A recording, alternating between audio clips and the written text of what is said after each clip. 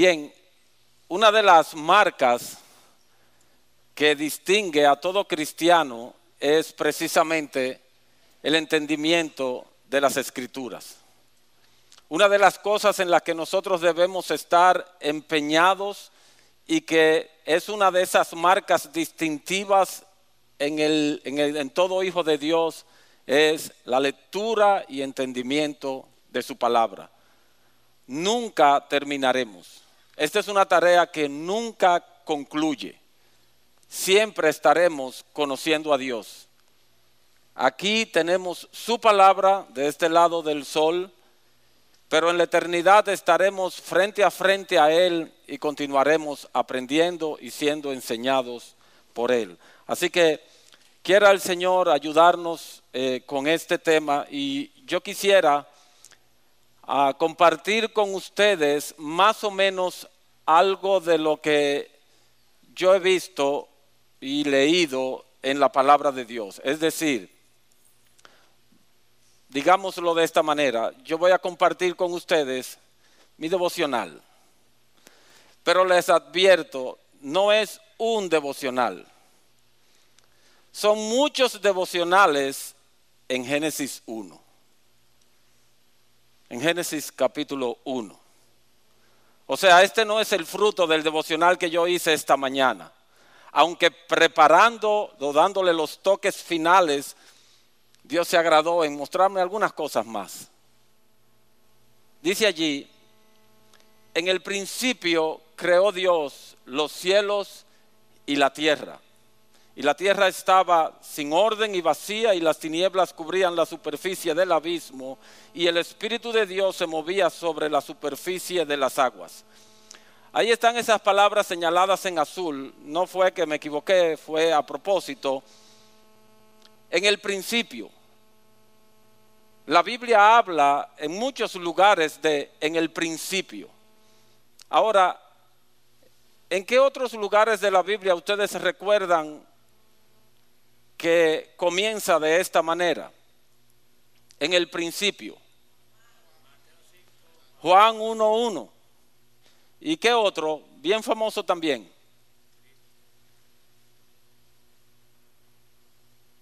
Rayos. Primera de Juan 1:1.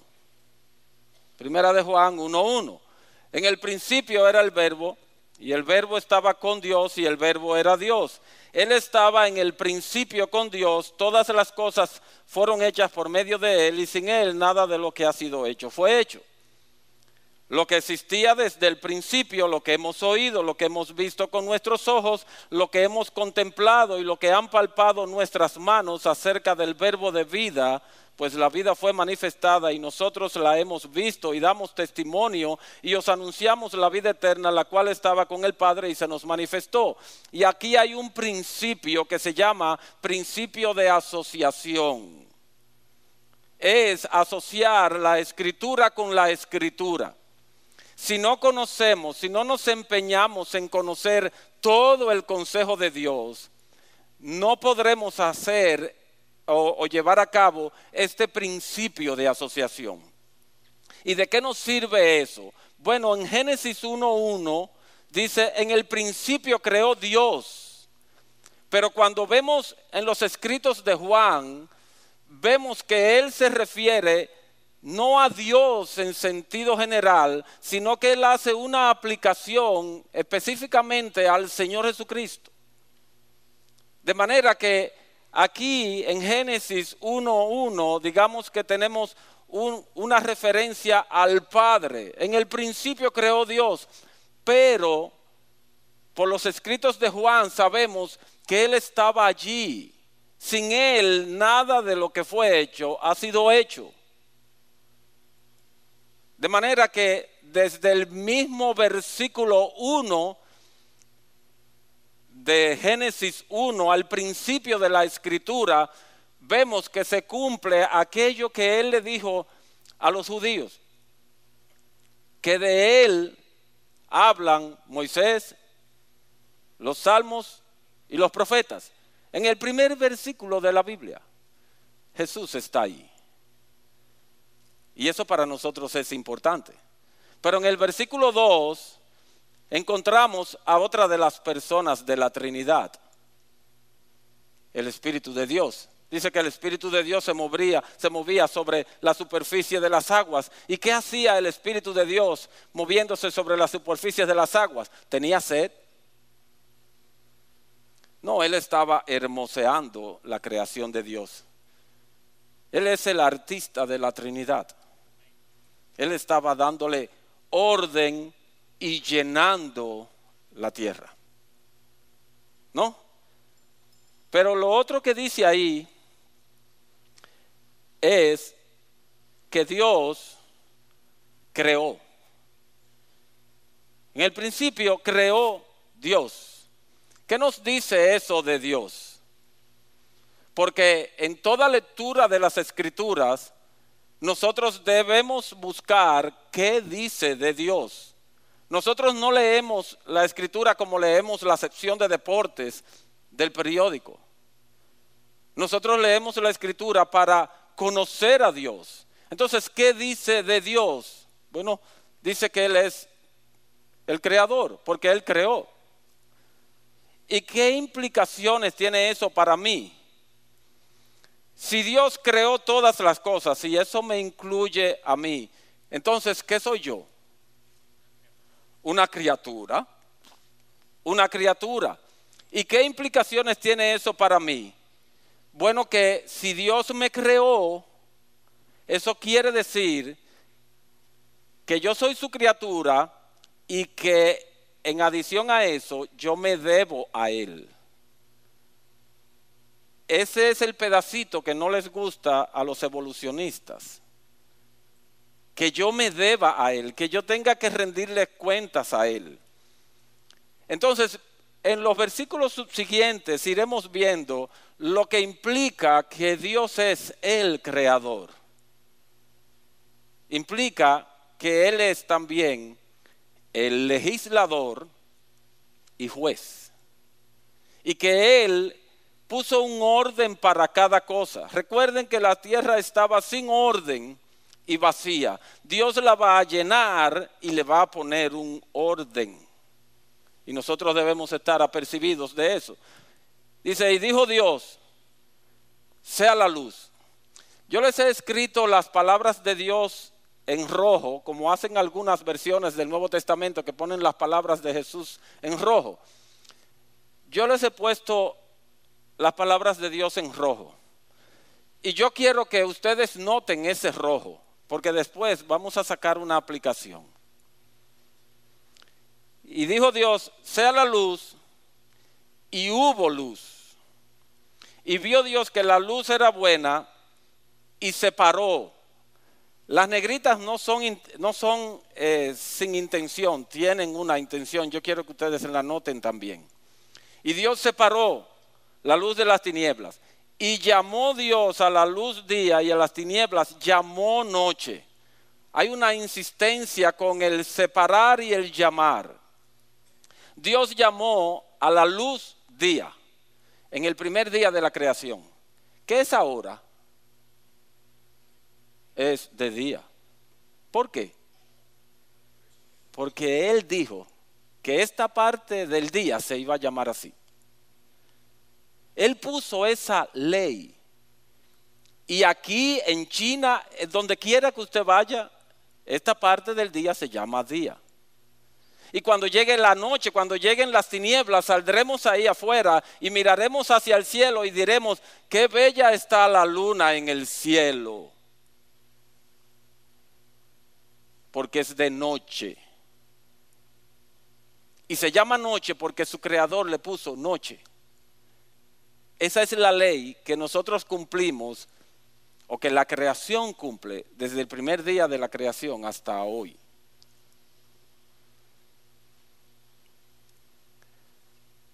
¿Cuál es el único otro lugar en la Escritura donde hubo luz y no hubo sol? He aquí el principio de asociación otra vez. Apocalipsis 21:23.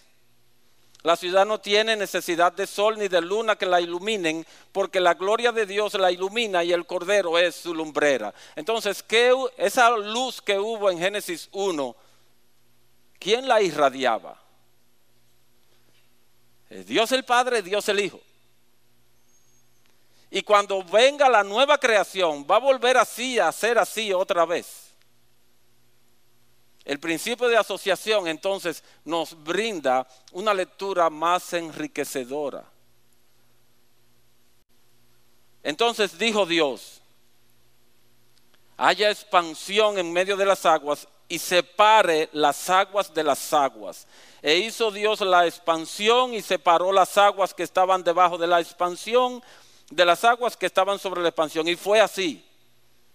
Y llamó Dios a la expansión cielos, y fue la tarde y fue la mañana el segundo día. Otra vez, Dios hizo la luz para separar la luz de las tinieblas. Y toda vez que nosotros llegamos a un lugar oscuro, lo primero que hacemos, ¿qué es? Ir al interruptor. Dios nos hizo así. Y Él hizo la luz para separar la luz de las tinieblas. Toda vez que la luz aparece, las tinieblas desaparecen. Toda vez que la luz se extingue, las tinieblas vuelven. Y aquí vemos que Dios entonces hizo otra separación. Separó las aguas de las aguas. Las aguas que estaban debajo de la expansión, de las aguas que estaban encima de la expansión. Y a la expansión llamó cielos. ¿Cómo se llama eso que está allá arriba, que se ve azul? Cielo. ¿Por qué? Porque Dios le llamó así. Desde el segundo día de la creación hasta hoy. Y usted lo podrá decir en inglés y en hindú y como quiera, es cielo. Cielo.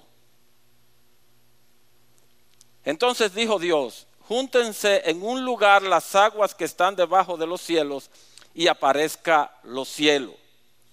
Y eso que ustedes ven en gris y en itálica, obviamente eso no está en su Biblia, ustedes lo buscan, y ni está en las Américas, porque está en itálica. Recuerden que las Américas pone una cosa en itálica y en gris.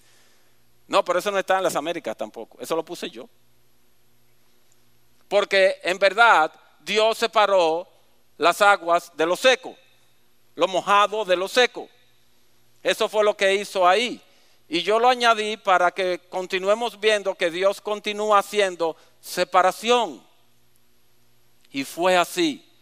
Y llamó Dios a lo seco tierra. Desde el tercer día de la creación hasta hoy. De hecho, el planeta se llama así, tierra.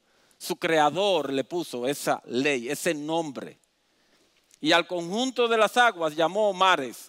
Cuando usted va al malecón y se para ahí frente a Guivia, ¿qué es lo que usted ve? O el mar. ¿Y por qué usted no le llama eso de otra manera? No, porque su creador le puso el nombre de mar. Mar, y así se llama. Y a nadie se le ocurre cambiarle el nombre. Y vio Dios que era bueno. Y dijo Dios: produzca la tierra vegetación y hierbas que den semilla y árboles frutales que den fruto sobre la tierra según su género, con su semilla en él. Y fue así. Nosotros los hombres hemos hecho muchísimas cosas. Hacemos uvas sin semilla. Pero Dios creó los árboles con semilla. Todavía usted se come un mango y usted encuentra la semilla.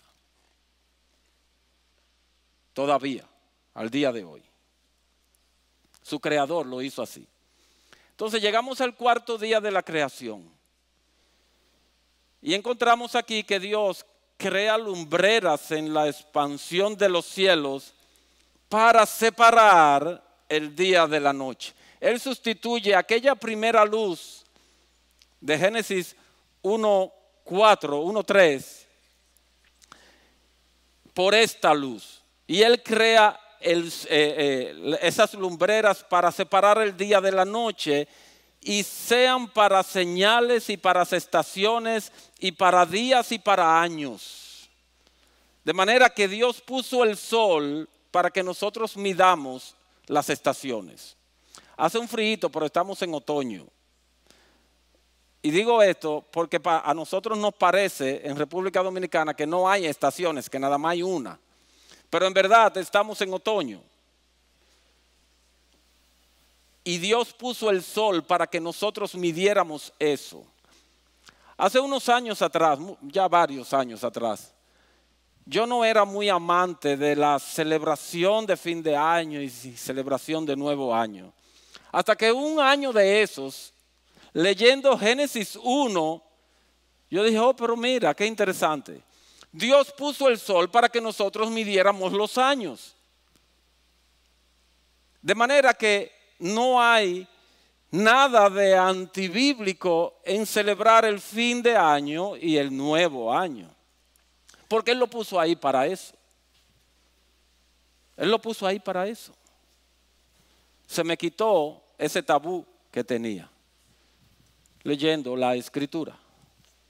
Entonces Él puso la lumbrera mayor para dominio del día y la lumbrera menor para dominio de la noche. Hizo también las estrellas y los puso para alumbrar sobre la tierra y para dominar en el día y en la noche y para separar la luz de las tinieblas. Desde el cuarto día de la creación hasta el día de hoy, el sol sale por el este. El día, hermano, que usted vea salir el sol por el oeste, salga corriendo que algo grande va a pasar. Dios le puso una ley que es por el oeste, que es por el este. Y a Él no se le ocurre cambiar. Y a nadie se le ocurre ahora llamarle oeste al este. El este seguirá siendo oeste y el oeste seguirá siendo oeste, porque su creador así lo determinó. La creación se sujeta a la ley de Dios. Entonces dijo Dios, llénense las aguas de multitudes de seres vivientes y vuelen las aves sobre la tierra en la abierta expansión de los cielos. Y creó Dios los grandes monstruos marinos y todo ser viviente que se mueve, de los cuales están llenas las aguas según su género y toda ave según su género. Y vio Dios que era bueno. Y Dios los bendijo diciendo, sed fecundos y multiplicaos y llenad las aguas en los mares y multiplíquense las aves en la tierra. Y fue la tarde y fue la mañana el quinto día. Hasta el día de hoy los peces viven en el agua. Todavía ningún pez ha inventado un sistema como nosotros lo hemos hecho, que hemos inventado un sistema para poder permanecer debajo del agua. Todavía no hay un pez que haya creado un sistema para salir fuera del agua y darse una paseadita por aquí, por la tierra. Ellos viven en el agua, porque su creador dijo, de ahí ustedes no van a pasar.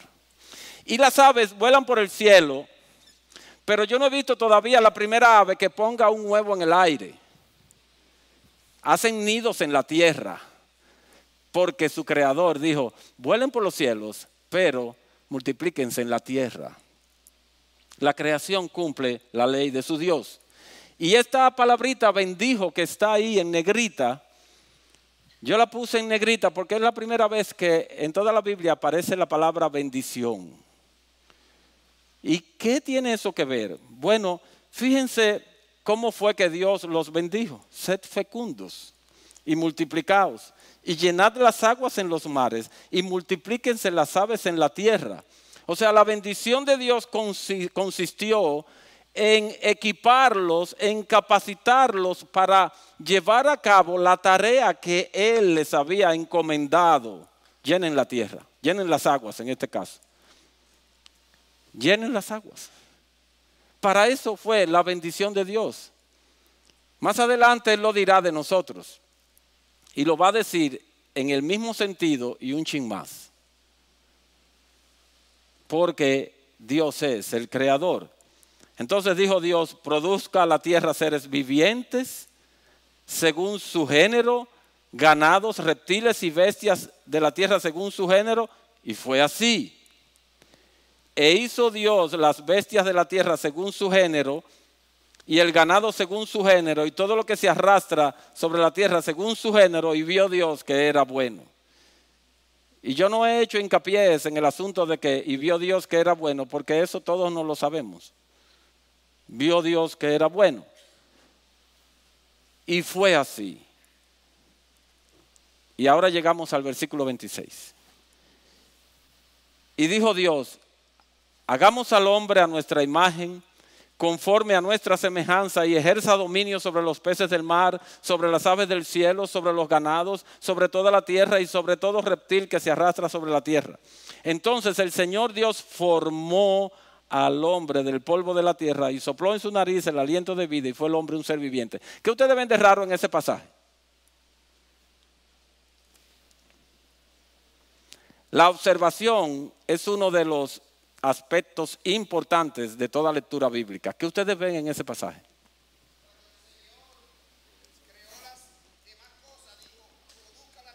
No, no es eso lo que yo quiero señalar. Eso es correcto, pero no es eso lo que yo quiero señalar. Tampoco. No, está ahí señalado para destacar otra cosa.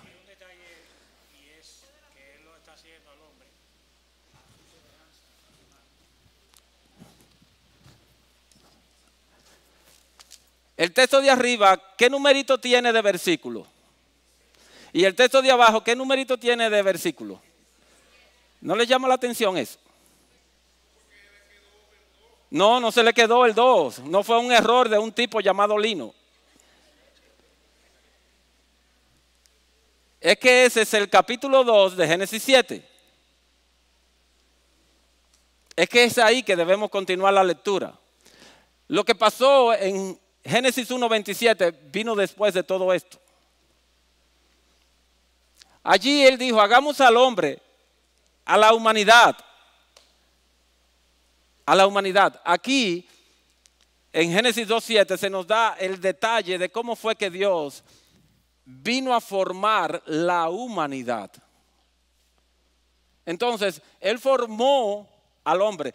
Fíjense que yo señalé lo de formó porque anteriormente, en todos los pasajes anteriores, sencillamente Dios decía, sea, y fue así. Sea, y fue así. Aquí no. Aquí él dijo, formó. Una palabra distinta. Él formó al hombre del polvo de la tierra.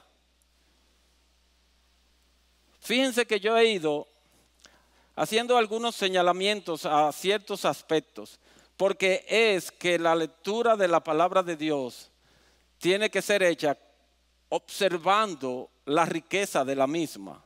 Y hay cosas que debieran llamarnos la atención. Hay cosas que debieran llamarnos la atención. La lectura de la Biblia es como pescar camarones de río. Obviamente, los que son de aquí, de Santo Domingo, que nadie se atreve a meterse en el Osama porque le da sida de lo contaminado que está, no saben eso. Pero los que somos de campo sabemos que el camarón de río se pesca en río bajito. Y el río tiene que estar limpio. O sea, no se puede pescar camarones de río cuando ha llovido porque el agua está turbia y no se ve el camarón. Entonces hay que meterse en el río con los pantalones arremangados y hay que ponerse así, a observar, porque el camarón no está en la superficie. Él está debajo de una piedra. Pero a pesar de que él está debajo de una piedra, hay dos antenitas que no son las de vinil del chapulín colorado, que le delatan y que salen por debajo de las piedras, pero que se parecen mucho al fondo del río. O sea que hay que observar para ver las antenitas y saber que debajo de esa piedra hay un camarón. Para atrapar el camarón, lo que sigue ya después que usted lo tiene ubicado es un rápido juego de manos. Quito la piedra, con una mano quito la piedra y con la otra agarro el camarón. Pues la lectura de la Biblia es así. Hay mucha bendición oculta debajo de pequeñas piedras. Pero Dios no las oculta totalmente de nosotros. Él deja dos pequeñas antenitas para que nosotros podamos decir, aquí puede haber un camarón. Hay que observar, hay que mojarse los pies en la corriente del río de la Biblia. No podemos leer la escritura aunque los planes de lectura tienen un cuadrito para que uno le haga cheque. Ese cheque ese visto no es para que digamos ya cumplimos en el día de hoy. Es sencillamente una guía para ayudar a los que tenemos problemas con la memoria de que ya leímos esa porción. Pero no es un mero cumplido. No, yo vengo a la Escritura a oír la voz de Dios, hablándome a través de ella, porque eso es lo que a nosotros nos han enseñado y nosotros creemos, que Dios nos habla a través de su palabra. Entonces, si Él me habla a través de su palabra, cada vez que yo la abro y leo en ella, Dios me está hablando. Y si Dios me está hablando es porque yo estoy entendiendo. Y si entiendo, entonces se supone que yo luego le responderé, pero no hemos llegado ahí todavía. En este otro pasaje se describe el huerto del Edén. No nos vamos a detener allí porque no es mi propósito. Sí nos vamos a detener en Génesis 2:15. Entonces el Señor Dios tomó al hombre y lo puso en el huerto del Edén. ¿Para qué? Ahí hay una expresión, se me borró la nota del lenguaje del para, pero no se preocupen por eso, que ya hace tiempo que la mayoría de nosotros pasamos por el bachillerato. Pero hay ese para que indica propósito, para que lo cultivara y lo guardara. ¿Qué fue lo primero entonces que Dios le dijo al hombre que hiciera? Que trabajara. Lo primero que Dios nos mandó fue a trabajar. Ustedes están oyendo, hombres. Hombres casados y aquellos que aspiran a casarse, potenciales maridos. Para llegar al matrimonio, primero tenemos que aprender a trabajar. Sin trabajo no hay matrimonio. Trabaja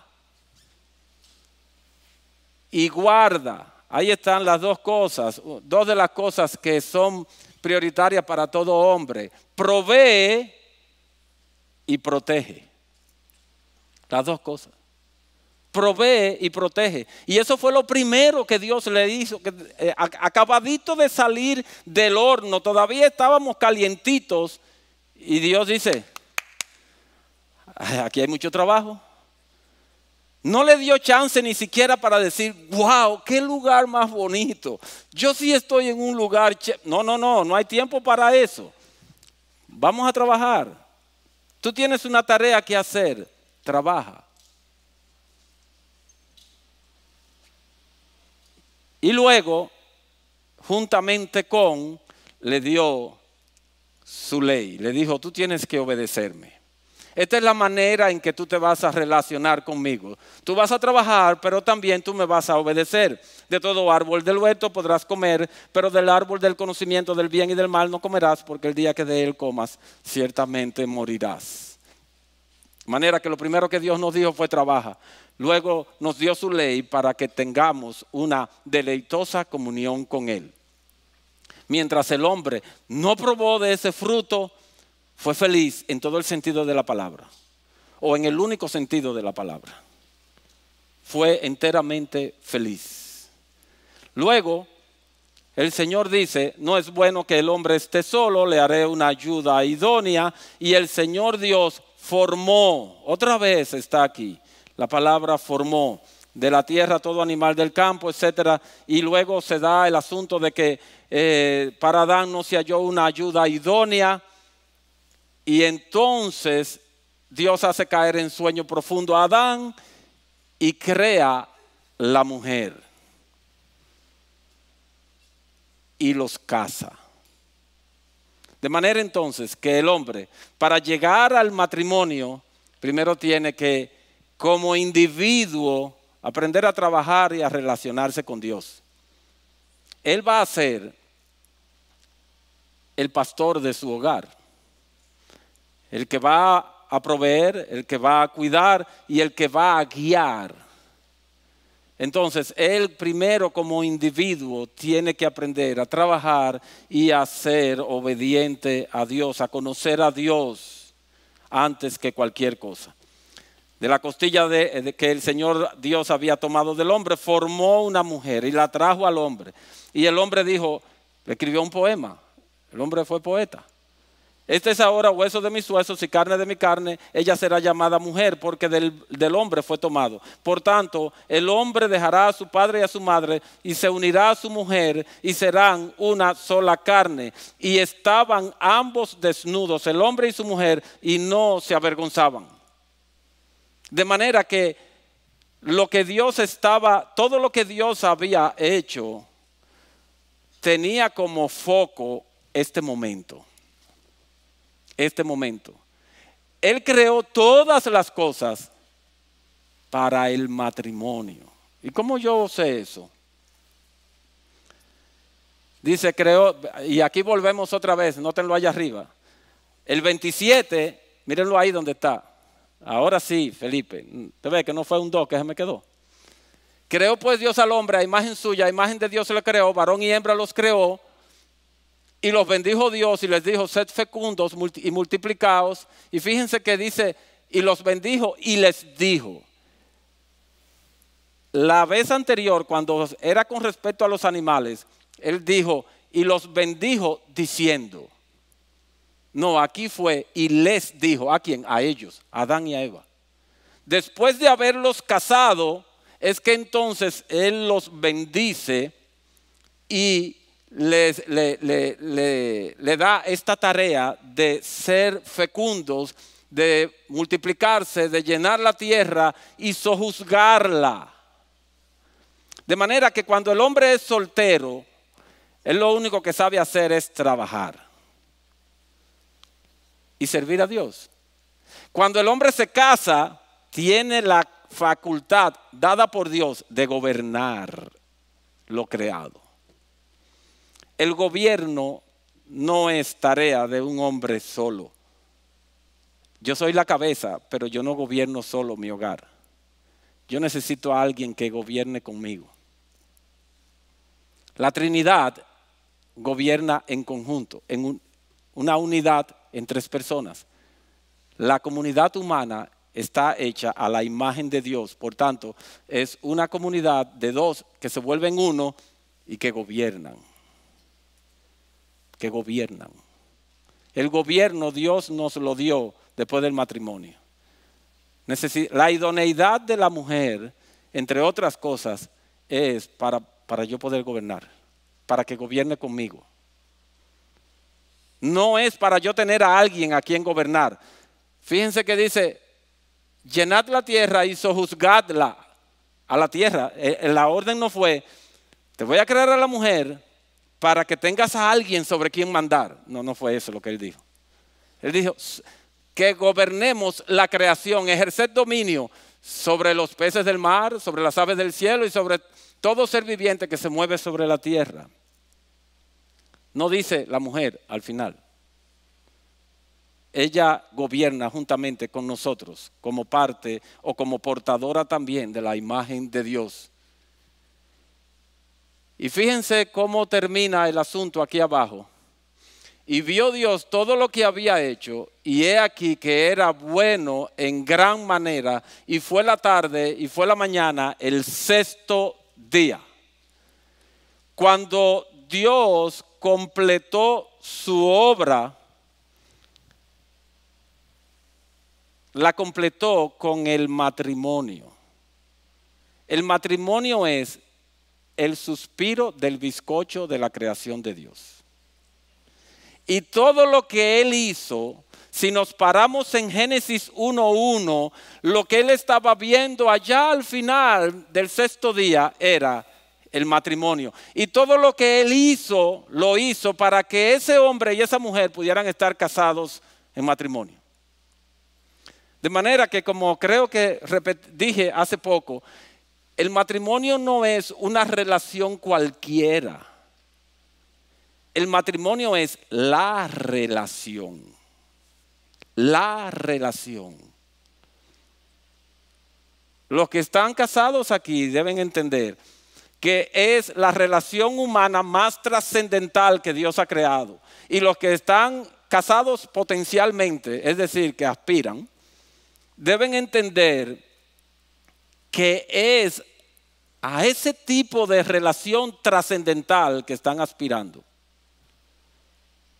No es meramente hacer lo que yo he visto que hicieron mis padres, a ver lo que yo he visto que hacen los vecinos que viven en mi barrio.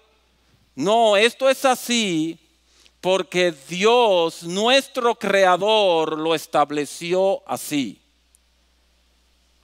Y desde el sexto día de la creación, para todo el resto de la creación, menos nosotros, ha sido así. Ha sido así. Nosotros fuimos los únicos que nos atrevimos a levantar nuestra mano y decir, yo no lo quiero hacer así. Pero ya eso es materia de Génesis 3, yo no me voy a meter ahí. Pero lo que yo he querido que ustedes noten es que Dios hizo todas las cosas con un orden y que nosotros rompimos ese orden. Que nosotros quebrantamos ese orden. Y toda la creación se vio afectada por un momento de locura. Un solo momentico. No fue una cadena de pecados, aunque hubo una cadena de pecados. Pero todo comenzó con un pecado. Un momento de locura bastó para que todo esto se quebrara, perdiera su hermosura, perdiera su diseño. Entonces,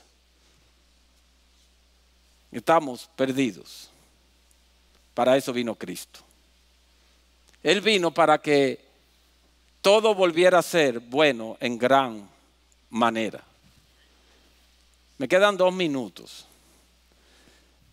Y yo voy a aprovechar esos 2 minutos para llamar la atención de ustedes a todas las letras rojas que yo puse, exceptuando estas. Esas yo las puse solamente para destacar. Pero si le damos un poquito para atrás, ahí está Dios hablando, ahí está Dios hablando, ahí está Dios hablando, Dios sigue hablando, Dios sigue hablando, Dios sigue hablando, sigue. ¿No les ha llamado nunca la atención a ustedes lo mucho que Dios habla? Cuando ustedes leen el libro del profeta Isaías y el libro del profeta Jeremías, ustedes no se han dado cuenta nunca así, les ha llamado la atención lo mucho que Dios habla. Así dijo Jehová, 2 puntos. Así dijo Jehová. Yo leo mi Biblia electrónicamente, la mayoría de las veces. Y yo he tomado la costumbre de señalar en rojo lo que Dios dice. Y en los libros de Isaías y de Jeremías, que es por donde yo voy en mi plan de lectura ahora, resulta ser que es casi un monólogo. ¿Y qué les recuerda eso? Que Dios hable tanto, ¿qué les recuerda eso? ¿Qué otro ser de este universo habla tanto? ¿Cómo fue, Consuelo? La mujer. Ustedes saben algo. Cuando yo me di cuenta de eso, entendí que ese detalle era parte de la imagen de Dios en la mujer y dejé de bromear con que ellas necesitan 35,000 palabras por día para sentirse bien. Dejé de bromear con eso. Eso es parte de la imagen de Dios en ellas. Hablar. Por eso cuando usted llega cansado del trabajo, marido, su mujer lo está esperando, no para brindarle un juguito y traerle el periódico, ni para darle el control de la televisión, es para hablar. Eso es parte de la imagen de Dios en ellas y nosotros debemos entenderlo. Eso sirve para muchas cosas. Para comunicarse, para hacer planes, para rendir cuentas. En mi caso también sirve para dormir. Mi mujer me duerme. Me arrulla. Ella se queja de que yo me duermo. Yo digo, tú me arrullas con tu voz y yo me duermo.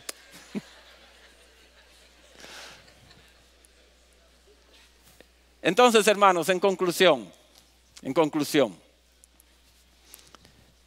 nosotros debemos leer la palabra de Dios. Primero, cuando nos acercamos a ella, debemos entender que nos estamos acercando a escuchar la voz de Dios, a tener comunión con nuestro bendito Señor y Dios. Él nos va a hablar a través de la lectura. De manera entonces que yo no puedo leerla descuidadamente. Yo tengo que prestar atención como cuando converso, como cuando una persona conversa conmigo. No hagan como yo hacía hace un tiempo, hasta que pasé 2 o 3 vergüenzas y dejé de hacerlo. A veces venía alguien a mi oficina y yo estaba haciendo algo sumamente importante, o leyendo un correo, o me llegaba un correo que yo estaba esperando y que yo necesitaba saber. Y entonces la persona estaba hablando, yo lo estaba oyendo que él estaba hablando, pero yo estaba leyendo mi correo, hasta que la persona decía, no es así, pastor. Yo no estaba oyendo. Él me estaba hablando, yo oía sus palabras, pero yo no estaba oyendo.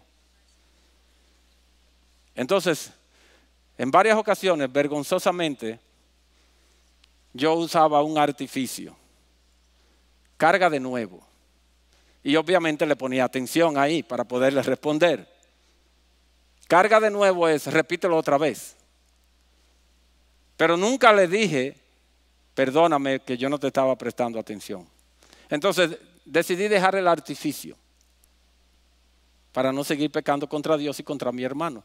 Entonces, el punto es que yo tengo que prestarle atención a lo que Dios me dice.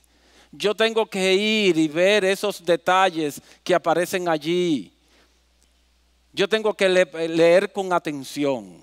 Yo tengo que escuchar la voz de Dios. Yo tengo que ver a Dios, qué Dios hace, qué Dios dice. Yo tengo que encontrar a Jesús, porque Él dice que toda la Biblia habla de Él.